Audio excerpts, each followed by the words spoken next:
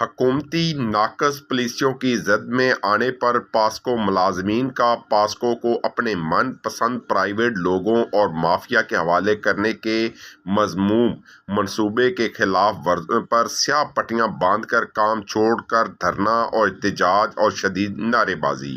Incharge PASSCO Vehari zone Akhtar Suhaib, Rana محمد یونس، حافظ طاہر یعقوب، حاجی محمد اکمل، طارق جمیل، مظہر حمید، عدنان شاہد، محمد اجمل، شاہد شہزاد، شاہد نواز سمیت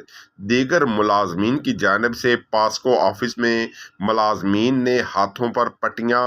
باندھ کر دھرنا دیا، احتجاج کیا۔ اس موقع پر ملازمین نے گفتگو کرتے ہوئے کہا کہ حکومت ملازمین کے معاشی قتل پر آ چکی ہے۔ کبھی کوئی ادارہ تو کبھی کوئی ادارہ حکومتی ناقص پالیسیوں کی زد میں آ چکے ہیں۔ حکومت کی ناقص حکمت عملی کا اس سے بڑا بھیانک مذاق کیا ہوگا کہ جو ادارہ اپنے قائم ہونے سے اب تک منافع میں جا رہا ہے اور پاکستان کا 10واں منافع بخش ادارہ پاسکو ہے، جو پہلے ہی خود مختار ادارہ ہے، نہ حکومت سے کوئی سبسڈی لیتا ہے، نہ ہی کسی مد میں حکومت پر بوجھ ہے، ایسے ادارے کو نام نہاد IMF کا نام دے کر نعمت کو کولیٹرول اور دوسری پرائیویٹ کمپنیز کو نوازنے اور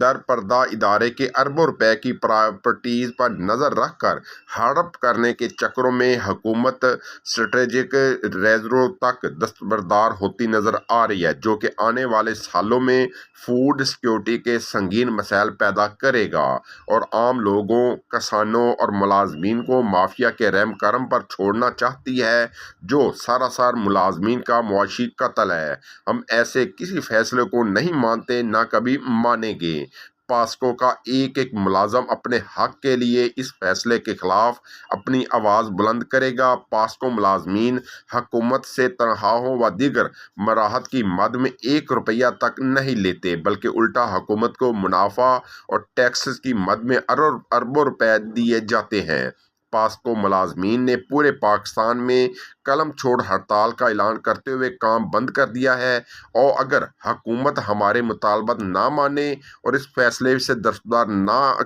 کا اعلان نہ کیا تو سخت لائحہ عمل کا اعلان کریں گے۔ اس موقع پر حکومتی فیصلوں کے خلاف ملازمین نے شدید نعرے بازی کی۔